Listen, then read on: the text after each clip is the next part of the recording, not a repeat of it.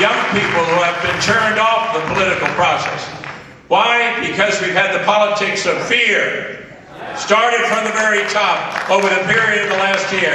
The politics of division, dividing the nation, as we saw in the immigration debate by the Republicans on it. And we have had the politics of special interest, day in and day out. The politics of special interest. And that has turned off a whole generation.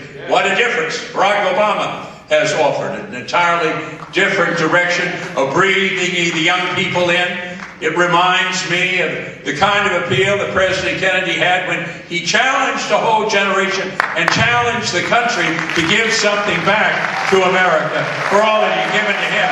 Barack is challenging you and you and you and all America to give something back to this country.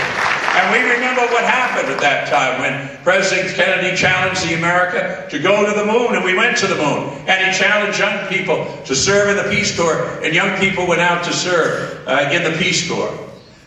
I can always remember going to a breakfast with 5 years after the Peace Corps, with the first individuals that volunteered for the Peace Corps.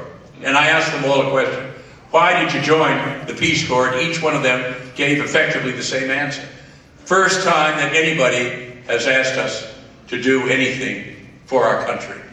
And they were prepared to respond. That is the spirit that you and I see at those Barack Obama rallies. People are prepared to give something back to this country, to be involved, to bring about the change that is going to make the difference. And that is why we're here today, and we're going to work so hard. And we understand what those challenges are. There are challenges that families, working families, are facing every single day. You know, we have really a crisis of security, so to speak, for all the members of our human family. It is the working family that wonders whether that pension is going to be there at the time that they retire, if they pay in. What they have seen is the fragmentation of the pension system, and they wonder whether that pension system is going to be there if they can take the time to pay into that pension system. They're concerned about that. They're concerned about their jobs, and whether they're going to be able to keep their jobs, if they've got a good job, or whether they're going to lose their jobs, or whether they're going to have another job. We see this extraordinary growth in the unemployment, and my friends, the unemployment figures don't mean anything, because so many people have left the job market because they haven't been able to find something.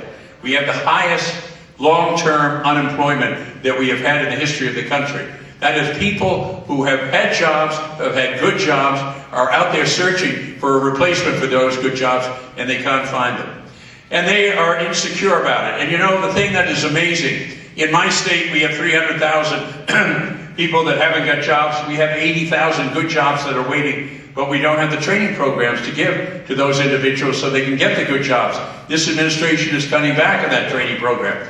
And for every opening for training to get a good job, there are 24 applications. People want to work. They want the skills. They want to be able to provide for their family. It's the whole question of insecurity. Are they going to have the pensions? Are they going to have their jobs?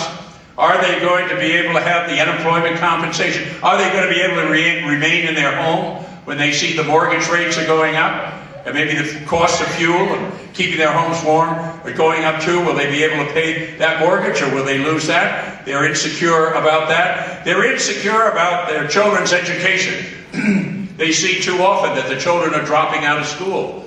Or if the children do stay in school, whether they'll be able to afford a college education. Barack Obama understands that. I've seen him work in local communities out in Chicago, where he worked with parents and worked with young people to help them get the kind of assistance so they could go on to school and college.